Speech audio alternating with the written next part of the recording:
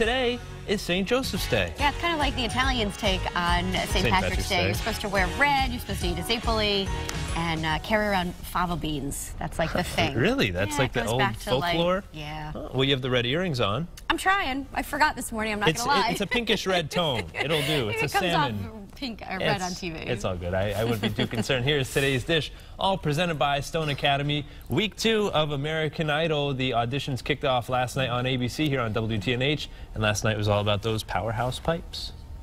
You say that you're tired, you don't want to fight.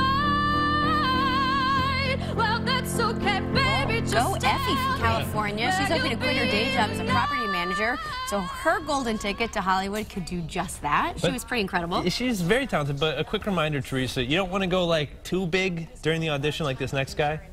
Oh.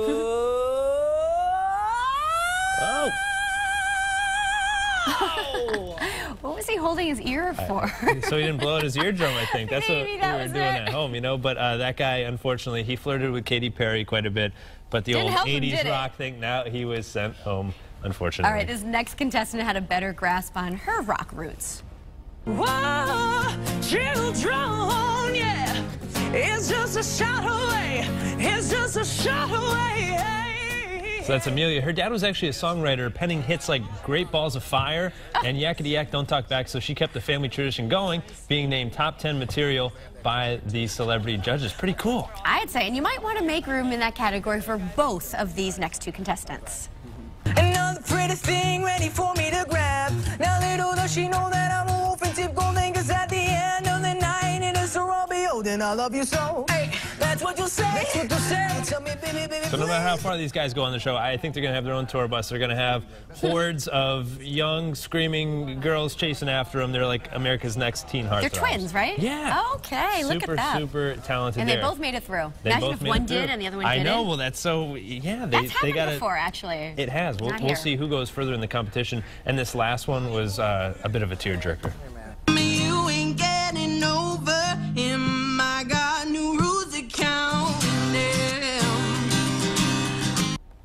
So that's Maddie there. She made it through with her smooth sound, but the special education teacher actually brought along her best friend and student Marcus to serenade the judges, actually sang Firework by Katy Perry for Katy. That's Marcus right there, and she did make it through. And fantastic. I'll admit, I was crying by the end of the show. It's I like the recap. Awesome I'm into show. it. I haven't watched it for about 7 years, but now I'm into it again. Well, after 7 years, now is the perfect time to start watching it. And well, it's on ABC. Right, and That's it's on why. again tonight at 8 o'clock, and tomorrow we're going to have another full recap. I love it. All right, moving on now. A couple who is celebrating 55 years of marriage this June decided to mark the milestone by recreating their first date. So cute. Elmer and Fran Armstrong met at a Steak and Shake, which is my personal favorite restaurant, near St. Louis, Missouri, 1962. So they had a bit of a sour conversation at first. They met. She wasn't too into him. So he went on a date with one of her friends, and she didn't like him. So she said, hey, why don't you call Fran? So they linked back up together, went out on a date at Steak and Shake, and now 55 years later. They even ordered the strawberry shakes and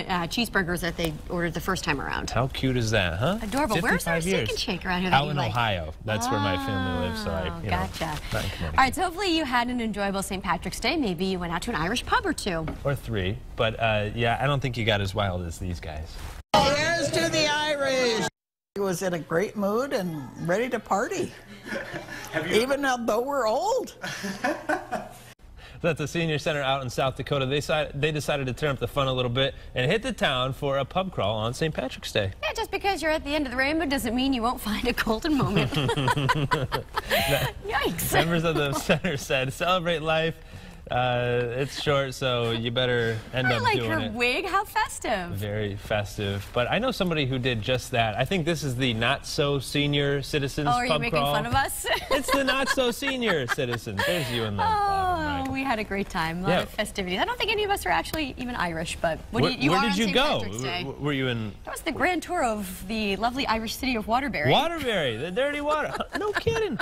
You had a fun time, though. Absolutely. You're still here, so we're happy to hear that. Hey, it's another big blockbuster out there in the theaters. One of your favorite flicks, Avengers: Infinity War, is already a record breaker. Yeah, I didn't realize it was even in the theater. Well, what do you know? The Marvel movie pre-sale. needed just 6 hours to break Fandango's record for fastest-selling superhero movie in its first 24 hours of pre-sale. It also didn't hurt that sales began just as the film's latest trailer hit the web. The 2-minute trailer racked up close to 1 million views on YouTube in less than 3 hours. Hard to believe. It's going to release April 27th, and I would like to personally thank comedian Chris D'Elia for tweeting this photo where he says, "I've heard the new Marvel movie has 2 posters, one of these left or right. I can't quite seem to tell." So there's a lot of superheroes Oh in my this God. one. Yeah, I've said it a million times on the show. There's like 27 superheroes. I'm pumped up. I know our director, Greg, is a big fan. I saw the trailer. I want to see it, but could we scale back the number of superheroes? I don't know. Okay. You're going to have to watch it, I guess. I guess we'll have to check it Wonder out. if it will compete with Black Panther. I think it will, and Black Panther's in the movie. Oh, really? Isn't he still in his own movie? He is, but now he's going to be in 2 at once. Well, he's a superhero. He can do what he wants, I guess. Just like you. Oh, man, she's pouring it on heavy today, you know? And today